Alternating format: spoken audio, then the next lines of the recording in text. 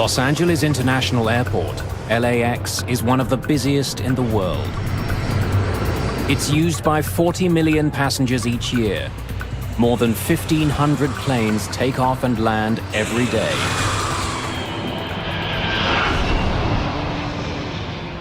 It's August the 31st, 1986, Labor Day weekend.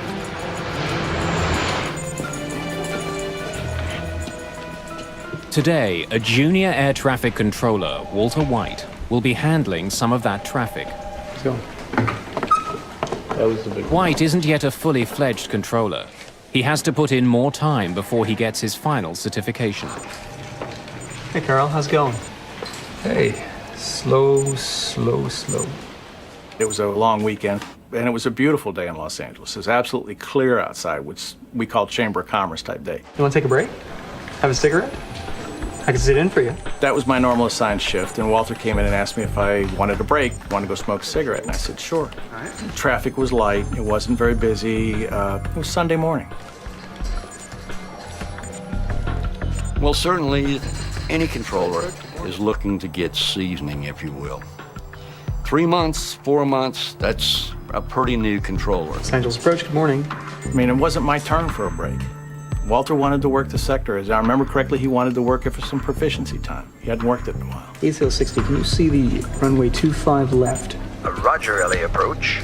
Thank you. Reduce speed to 200, then descend and maintain 6,000. 200, descend and maintain 6,000. Thank you. Have a nice day. Several hundred kilometers to the south, passengers are boarding an Aeromexico DC-9.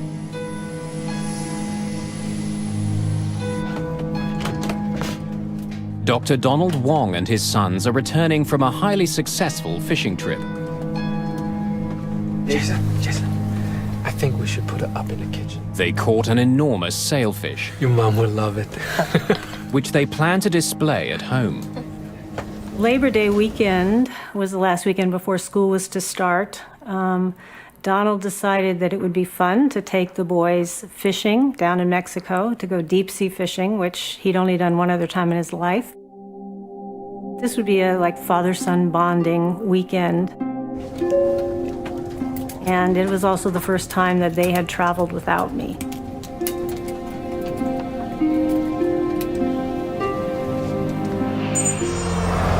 Just east of LA, the suburban city of Cerritos wakes up slowly.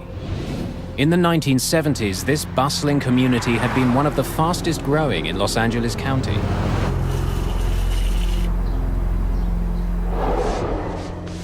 My husband had been working out of town all week, and he was coming home for the weekend. And that Sunday morning, I decided, let's just stay home, not go to church. I'm gonna go out and get your favorite things for a good breakfast. Javier, go and take a shower. And I left to go to the grocery store. In the home was Alex. He was 14. His twin sister, Angelica. She was asleep. He was asleep still. And Javier, that was my 16-year-old. And my husband.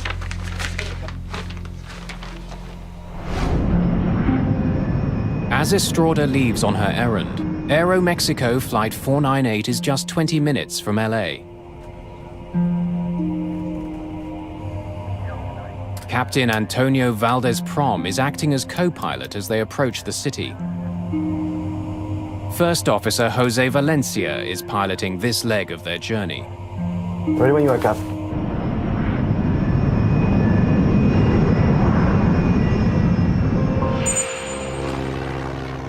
About 22 kilometers south of LAX sits the Torrance Airport. Operating in the mammoth shadow of LAX, Torrance serves private planes and amateur pilots. It's one of several small airports that operate near LA, a region that has over 6,000 weekend flyers. Fuel set. At the end of a busy summer, William Kramer, his daughter Caroline, and wife Kathleen are finally taking to the skies. Piper 4891. All clear for takeoff. Good morning, Piper 4891. This is Torrance Tower. You're clear for takeoff from runway 5. They're heading to Big Bear Lake, Right now. Rolling tower. about 200 kilometers northeast.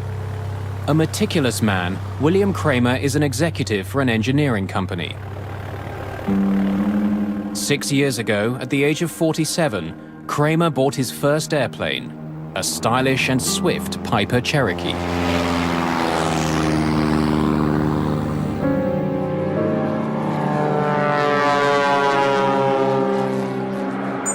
Wings West 5225, Los Angeles approach, depart Seal Beach, heading 320. Expect a visual approach, runway 25 left. Report airport in sight. Thanks. Walter White's job as arrivals controller is to make sure incoming planes keep well clear of each other. He's directing them to land on one of two runways. Aerial approach, runway 25 left. Thank you. Southeast of LAX, the crew of Aeromexico Flight 498 is still a few minutes from their first contact with Walter White. But in the skies above Los Angeles, a deadly series of events is about to unfold. Dozens of people who have never met will be bound together forever in a tragedy that will affect everyone who flies. Airspeed.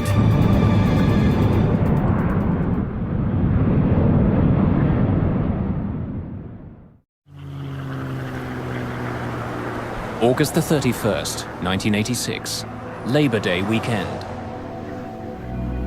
All clear for takeoff, Torrance. Just south of Los Angeles, William Kramer and his family are finally on their way for a long-awaited holiday. Okay. Just an hour to go, we're in Big Bear Lake.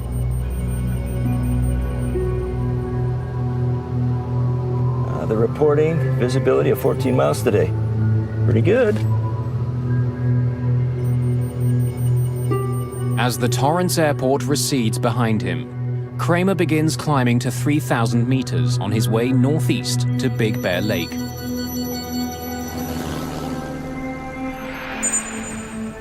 Several kilometers away, a half-full DC-9 from Mexico is approaching Los Angeles International Airport.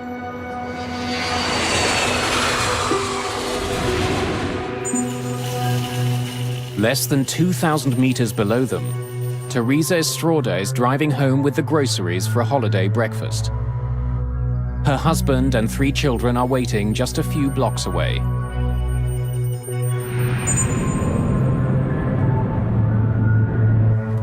That's it.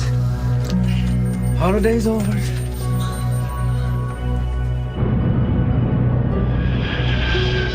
PSA 1765, 12 plus, 1 mile southbound. It's not a busy morning, and one by one, arrivals controller Walter White guides his planes in safely. Report airport in sight. At 11:47 a.m., he gets his first call from Aeromexico Flight 498. Los Angeles approach, good morning. This is Aeromexico 498. Aeromexico 498, Los Angeles approach, 25 left, final approach course. Do you have information? Aeromexico Flight 498 is now officially inside what's known as the Terminal Control Area, or TCA.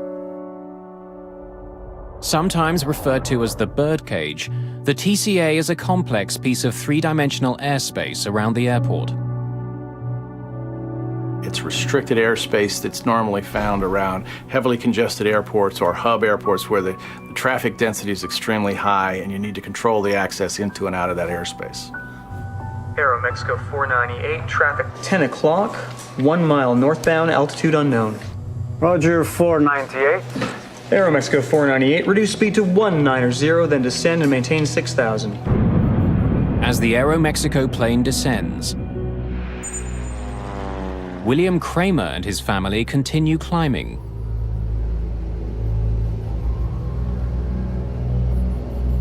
I hope it's like this when we get to Big Bear. We should be able to see the ocean by now. Hon, take a look at the map and look around the 4-5 and see if you can see any kind of landmarks that we can use. Oh, what am I looking for? This is Aeromexico 498. Walter White is keeping his eye on the Aeromexico jet when his attention is abruptly drawn to another plane that's just appeared on his radar.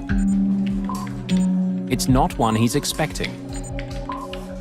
One approach, 66 Romeo is on a flight from Fullerton. Cruising altitude is 4,500. We'd like following. The pilot of a small Grumman Tiger asks White to help guide him through the crowded terminal control area. Pilots are supposed to contact LAX approach before they enter the controlled airspace. This pilot could be in the path of incoming traffic. But before White can deal with the private plane, he gets a call from the Aeromexico DC-9. What speed do you want? We're reducing to 290. No, to 190. Okay, you can hold what you have, sir. White decides to give the Aeromexico jet the runway closest to their gate. Change in plan, sir. Stand by. Roger, 498. With the DC-9 on hold, White turns to the intruder. Grumman 66 Romeo, squawk 4524. Remain clear of the TCA. White tells the pilot of the Grumman to use a unique radio channel. But he seems confused. 4, 5, what were the other two numbers? 4524. Grumman 66 Romeo, are you at 4,500 now? Negative, we're at 3,400 and climbing. Okay, you are right in the middle of the TCA, sir. Grumman 66 Romeo, I suggest in future you look at your TCA chart. You just had an aircraft pass right off your left above you at 5,000. And we run a lot of jets right through there at 3,500. Well, what do you suggest I do now? As the crew of Aeromexico Flight 498 continue to close in on the airport, Landing lights. their DC-9 is rocked by a violent shudder. Bugs, altimeter bugs. What was that? Aeromexico 498, Los Angeles approach. First Officer Valencia tries desperately to control their dive.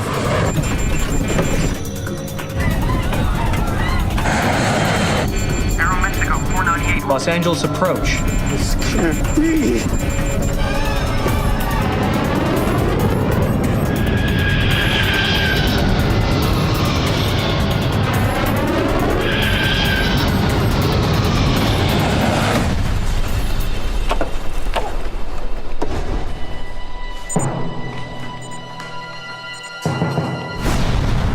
I saw a huge explosion, just the red, vibrant colors of a fire, just huge explosion, like the way a bomb might hit the ground.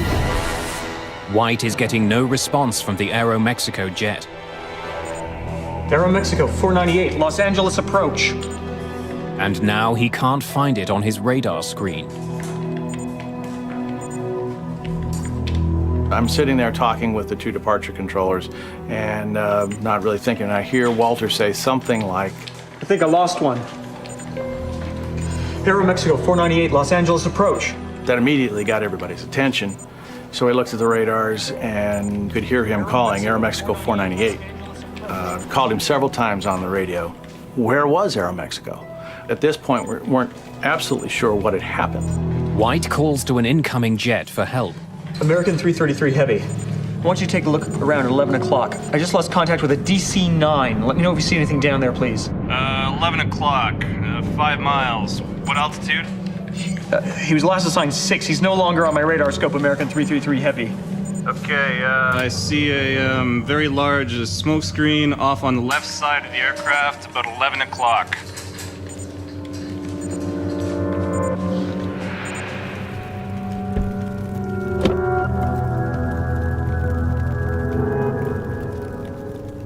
I went down the street to go to my house, and I saw a woman's head, that her body had been cut in a diagonal, and she was just laying there.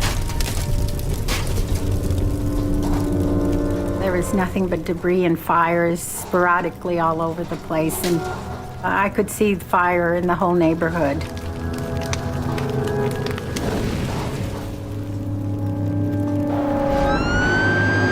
Nearby, an engine from a local fire station had been on a training exercise led by Fire Captain Larry Hambleton. All of a sudden, one of the firemen tapped me on the shoulder and said, "There's a big column of smoke, off to our left." So I picked up the mic and made a guess at the address. Responding to a large fire north of 91 north of Carmenita. They came back and said, "Well, we've got a report of an airliner down." So I upgraded the response to basically triple what I initially asked for. I'm calling for a third alarm and 2 air squads east of 183 in Carmenita.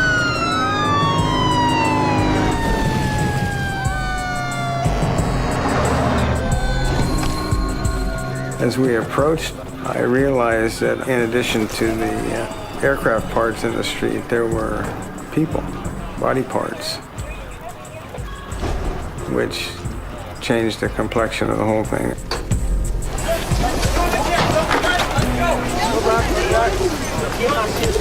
Terry, get in here. Set up a perimeter.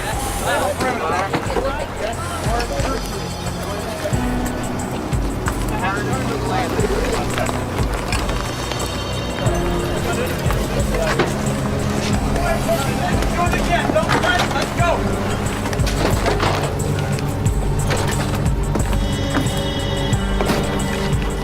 Hello? Hello? Can anybody hear me?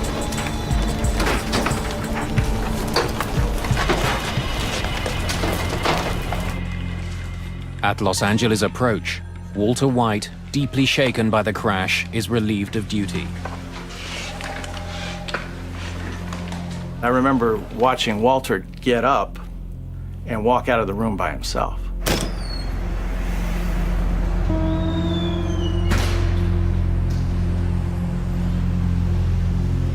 And, something inside of me was just, saying, this is not right, this is not right. Somebody's got to go with him. Tony, he can't go out alone.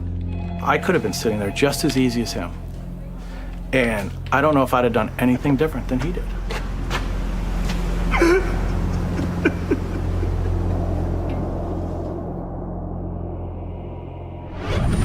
you're out in this area, you'll see a large plume of white and black smoke, and that's the air crash site about 3 miles west of Fullerton Airport, not far. Helicopter news crews are quickly on the scene. They're using for medevacing.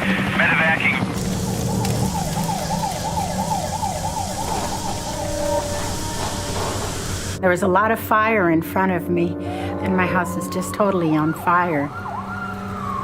Frank! Angelica! Javier! Angelica! And I saw my neighbor.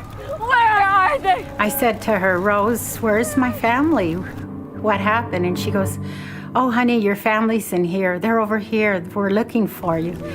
And within myself, all I could do was thank God that they were safe and sound.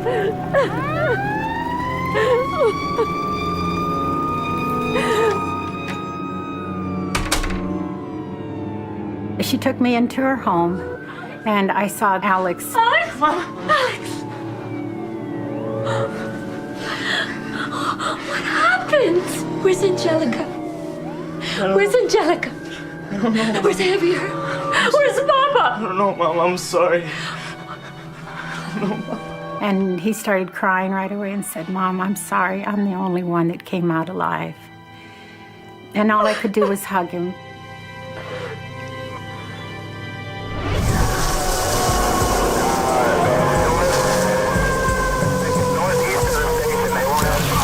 Pieces of fuselage have torn through nearby homes, setting them on fire. The tail section of the jet has been catapulted more than a block from the crash site.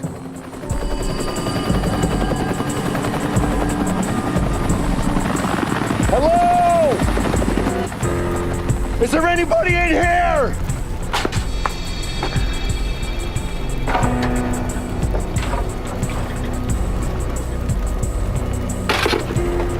As I surveyed the houses and the crash site around me, it was a very surreal experience to stand right there for probably 4 or 5 minutes before anybody else showed up and not see another living soul. I have got wreckage all over the place. There are no survivors. just fatalities. You know, I dealt with death on one or two or three people in a residential fire, but never a whole airliner full of people.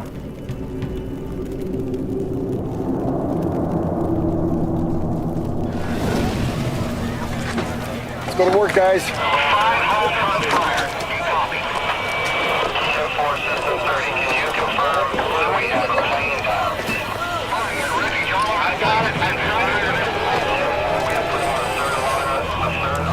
I don't think I ever saw a whole human being. I gave him the job of finding body parts and wrapping them or covering them with yellow rescue blankets. No matter where it was, ever so small or whatever, you know, a hand or a torso or a leg or whatever. That became life to us. It was treated with respect. My memory of the incident is in a muted shade of brown. It's not black and white, it's not vivid color. You know, the grass isn't green, you know, the houses don't have paint. It's all some muted brown shade. And I'm told that that's my brain's way of taking something violent and horrible and softening it a little bit so I can live with it and deal with it. This neighborhood has just been torn apart. Yellow sheets mark the bodies. I count 1, 2, 3, 4, 5, 6, 7, 8, 9, 10, 11 bodies right now. Oh, gosh. This neighborhood has just been devastated. 16 houses have been damaged, many of them completely destroyed.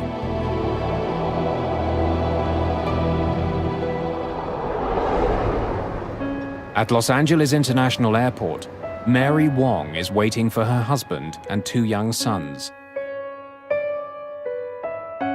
I went to the airport to pick them up around noon and waited in that area outside of customs and waited and probably, you know, you're thinking, well, customs might take a little while, but about maybe 12:20 or 12:30, I started seeing a man walk around with a pack on his back with a green cross. We were taken up to a lounge upstairs, and on the elevator up, I looked at the man and I said, "They're dead." I said, "I just know they're gone." In Cerritos, emergency workers are shocked by another grisly discovery. In the playground of a local school, they find the wreckage of a Piper Cherokee Archer. Remarkably intact, the plane's canopy is sliced off. Its 3 occupants are found still belted into their seats. William Kramer and his family are dead.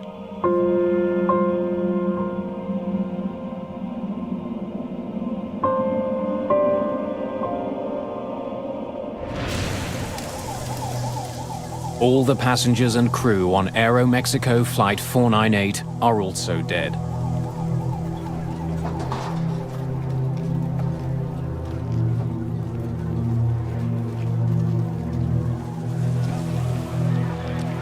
In addition, 15 people on the ground have been killed. It's a horrifying situation. 2 planes have crashed into a California neighborhood. Something's gone terribly wrong in the skies above one of the busiest airports in the world. Now investigators have to find out exactly what happened. On the last day of August in 1986, a lazy Labor Day weekend is shattered by an enormous explosion.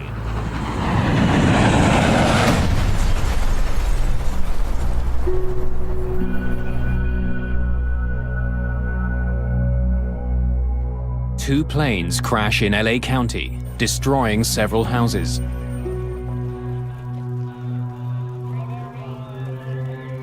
It's a grisly scene. Bodies are scattered throughout a devastated neighborhood. 82 people are dead. 15 people on the ground have been killed. Another 67 have died in the tangled wreckage of the 2 planes involved.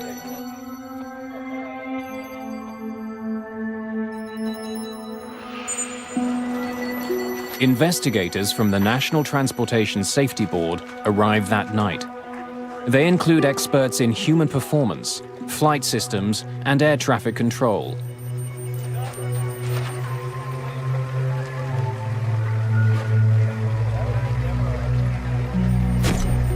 From the beginning, investigators are focused on the fact that there are two planes on the ground.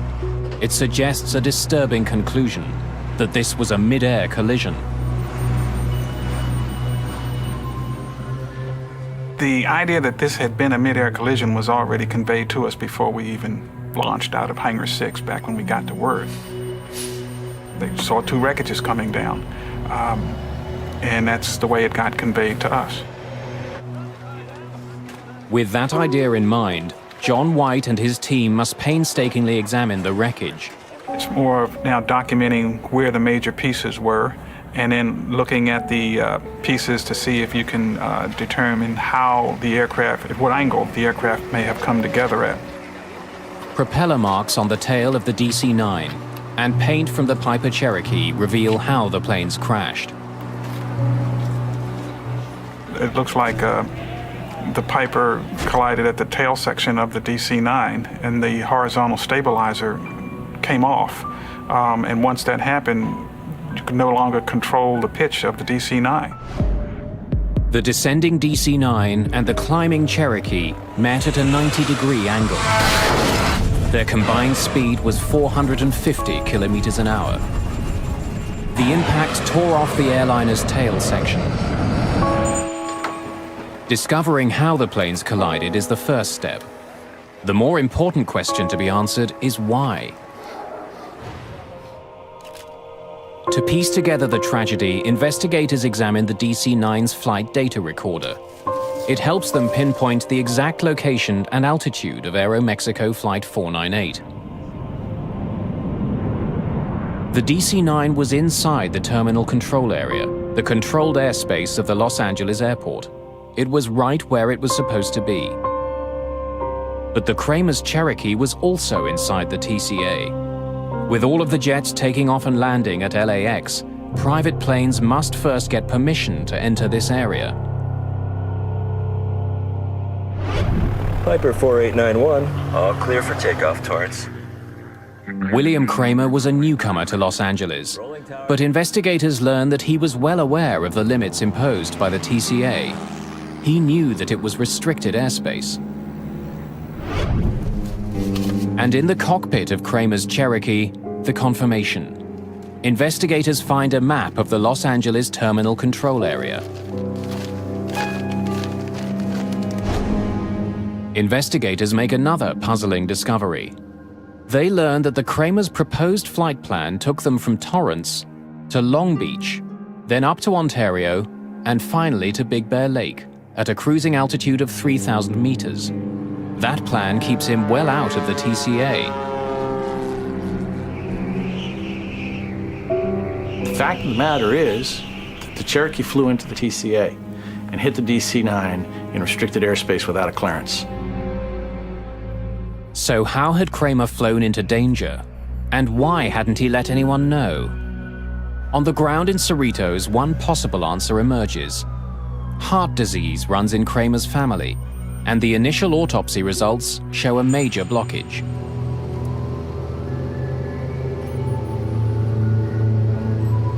Are you all right, Bill? Yeah, I'm fine. Kramer may have suffered a heart attack on the flight, leaving the plane without a pilot.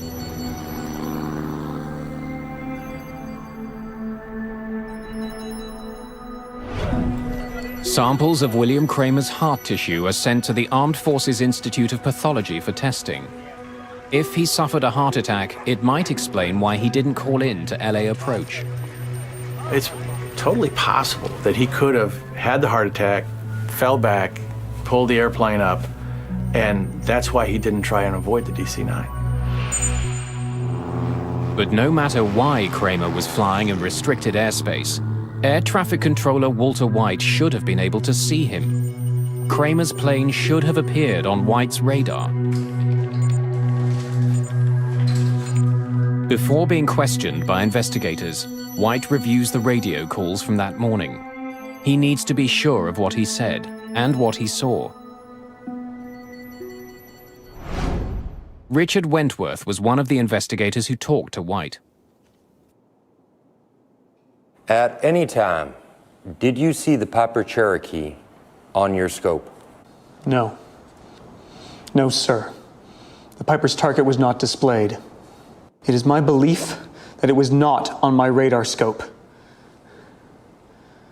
He was positive that the aircraft was not there for him to see. NTSB investigators aren't satisfied with White's memory. While the radar data is being analyzed, news arrives from the Armed Forces Institute of Pathology about William Kramer's heart. Are you all right, Bill? Results from a detailed study of his body show that while he had advanced heart disease, William Kramer was not fighting a heart attack before the collision. Investigators must find another explanation for why the Kramer's flight went into the Los Angeles terminal control area. While he had submitted a flight plan, small planes like Kramer's Cherokee don't have sophisticated instruments. Like most private pilots, Kramer was navigating by landmarks like freeways. That meant keeping an eye both on the landscape below and the airspace around him. That's definitely the 405. Where is it again? Right there. John Andrews is an aviation expert who testified about the circumstances of the Cerritos disaster. The pilot of the Piper was navigating by visual landmarks, possibly attempting to follow parallel to a freeway, and that he had become confused about which freeway he should have been following. New to California, perhaps bewildered by the tangle of freeways below him, Kramer may have flown into the terminal control area without knowing it. There are no lines on the ground that says the TCA starts here and at this altitude. You have to look at a chart, you have to interpret that. Investigators are now confident they can explain why Kramer was inside the controlled airspace of the TCA. But when he finally gets a look at the air traffic control radar record, Richard Wentworth is convinced that Walter White should have been able to see the Piper.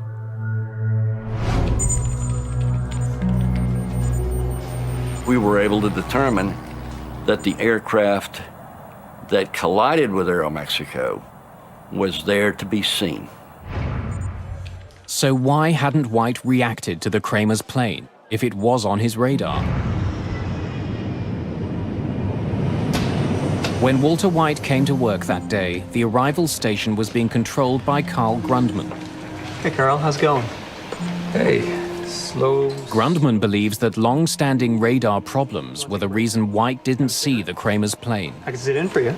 Controllers have been complaining about the radars for a long time. Here's, buddy. All right, thanks a lot. Take care. We had reported problems with the radar not picking up targets several times. When radar signals strike a target, they bounce back to the receiver. But if buildings or mountains interrupt the radar, the return signal can disappear. You may lose one target. You may lose two targets. It may not be presented for one sweep. Did you see the Piper Cherokee on your scope? No, sir. But that doesn't mean that the target isn't there. A blind spot is only an instantaneous thing. It's not a continuous thing. I think I lost one. There were also holes that were just because the radar was old. It was just not as accurate as it might have been. It was not state-of-the-art equipment, that's for darn sure. There's an effect called flicker. When a computer becomes overloaded, the scope will flicker. Every now and then, targets will drop out or can drop out. We reviewed that data. We had no evidence that there were any malfunctions of any systems in Los Angeles.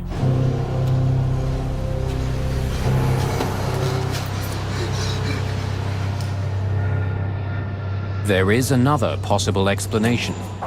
If the Cherokee had appeared on the radar, White still could have missed it.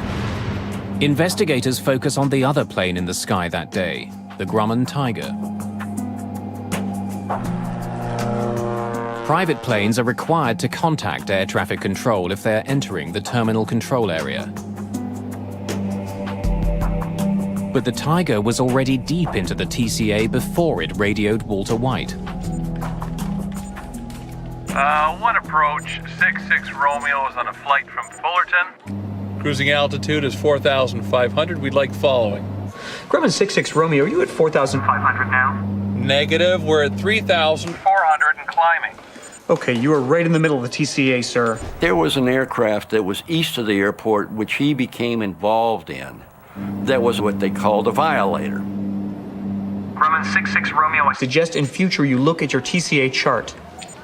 You just had an aircraft pass. The problem with the conversation between the controller and the pilot of the Grumman is that it went on too long.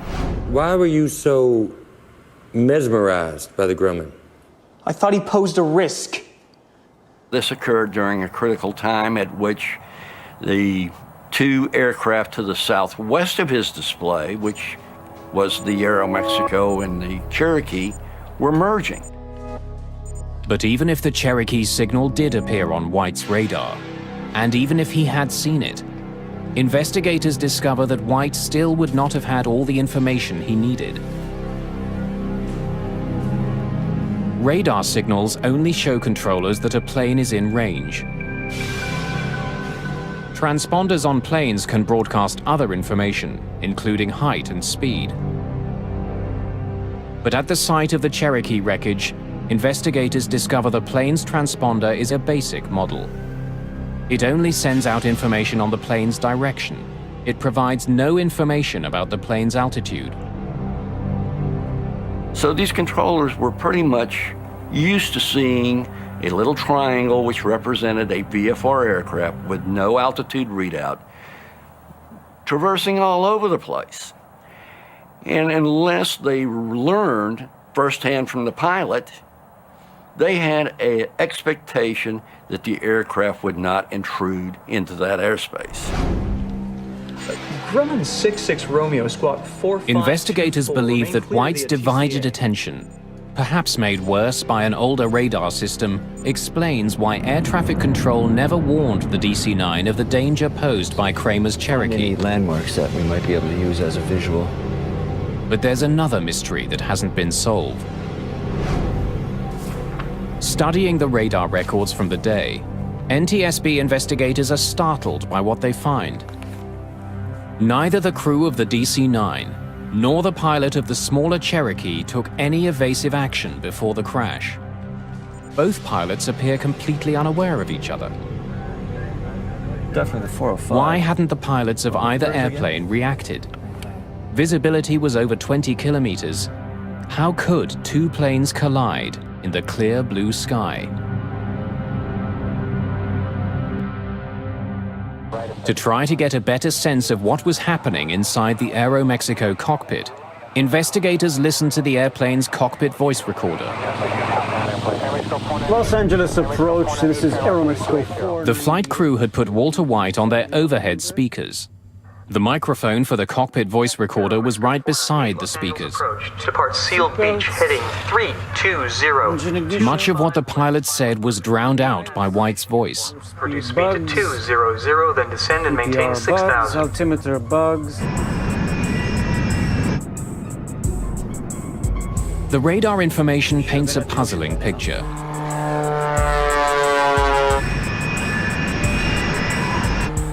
It indicates that for more than a minute, the Kramer's Cherokee was there to be seen by the Aeromexico crew. And if the Kramers had looked out of their right side window, they would also have seen the Aeromexico jet. But neither plane altered its course. Neither plane took any action to avoid the deadly collision.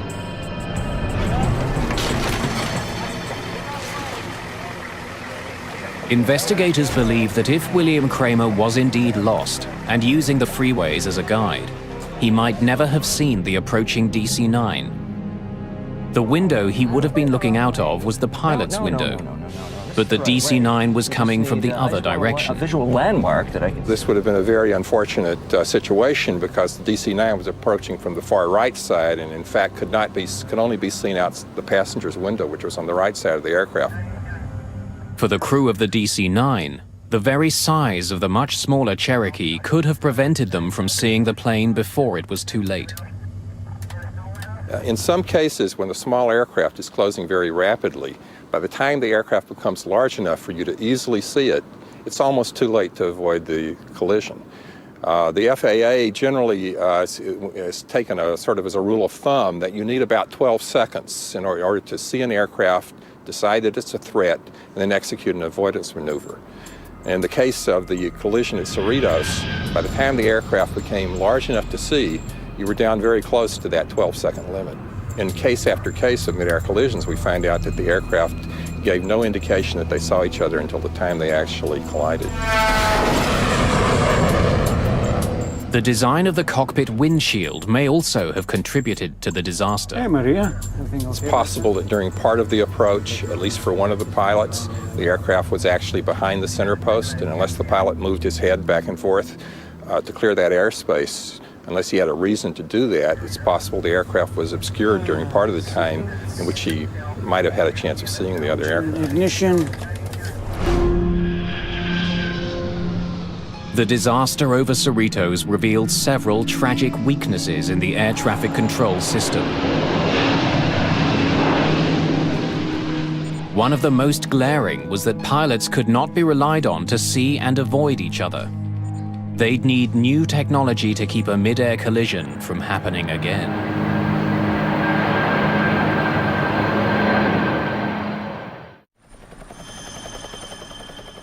A small California neighborhood is rocked by a terrifying plane crash.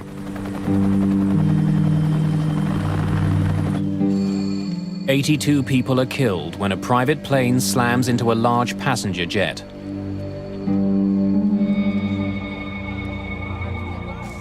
The devastation is enormous. More than a dozen houses are damaged, several leveled completely. The NTSB report makes it clear that there are glaring problems across the air traffic system, and these concerns must be addressed before, inevitably, there is another mid-air disaster. The FAA, which regulates the airline industry in the United States, acted swiftly to improve safety. A new kind of transponder was required for smaller planes, the kind that might have helped air traffic controllers recognize that the private aircraft posed a danger. If you had an aircraft that flew under a controlled airspace, you would have a transponder and you would be required to have altitude encoding or reporting. That way it would be no mistake as to whether you had an intruder or not. A new system called Mode C Intruder was also developed to warn air traffic controllers. Mode C Intruder is an automated program that is now incorporated in all our major radar facilities, that if an aircraft should inadvertently intrude, the controller will now be given a visual and an oral alert, thus giving him time to provide a timely warning to the pilot. Range check. Seatbelts, engine ignition. Even for the most diligent pilot, the old strategy of see and avoid had serious limitations. Those limitations would be addressed with the most important innovation of all. The major technological innovation that came out of the Cerritos midair was the congressional mandate that all air carrier aircraft operating within the United States would be outfitted with TCAS, Traffic Collision and Avoidance System. John Andrews worked on the team that developed TCAS. The TCAS collision avoidance system, which was under development, quite possibly could have prevented this accident. TCAS gives the pilot a traffic advisory at 45 seconds before the potential collision. Hey, Maria. Everything okay back there? And then at approximately 25 seconds or so before the potential collision, a resolution advisory is given to actually tell the pilots to climb or descend to avoid the altitude of the other aircraft. See.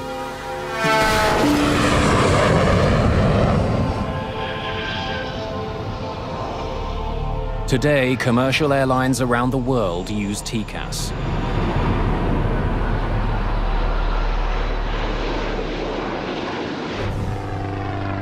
The pilot of the Grumman Tiger, the so-called third pilot whose actions may have played a part in the crash, was eventually charged for flying into controlled airspace in a careless and reckless manner.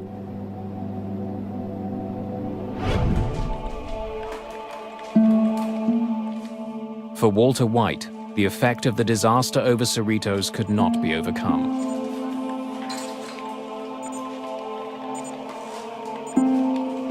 Walter came back to the Tracon, and I think it was probably a month or so later. And I can't give you exactly how long he stayed there, but it wasn't very long. And he just got up and said, no, thank you.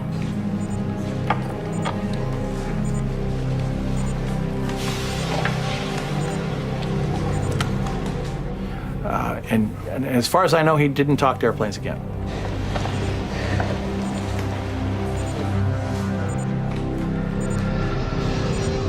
Within a year of the incident, the old radars at LAX were replaced.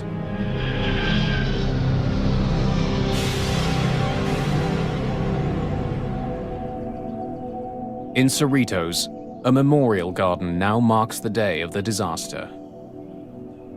Mary Wong has since remarried, but the pain of returning home that day will never go away. There's nobody here. The house is empty. Derek was already living in an apartment in San Diego, and here I was no longer a mother, except to Derek, and I was no longer a wife. And so it shattered my whole world. Days after the disaster, Mary Wong met one of the few people who could fully understand her loss. I went to the memorial service, and it was very important to me to try to meet somebody else who had gone through this. And I knew from reading stories that Teresa had lost her husband and 2 children. And so I saw someone there who I thought was Teresa. She says, "Are you Teresa Estrada?" I said, "Yes, I am." She says, "Well, my name is Mary Wong." And she says, I said, "I lost my husband and children also." I just wanted to grab her and hug her because she was feeling what I was feeling. So we had an immediate connection, and we've maintained our friendship over these 20 years. Everyone who flies today has been affected by the mid-air collision over Cerritos. The disaster led to historic improvements in aviation safety.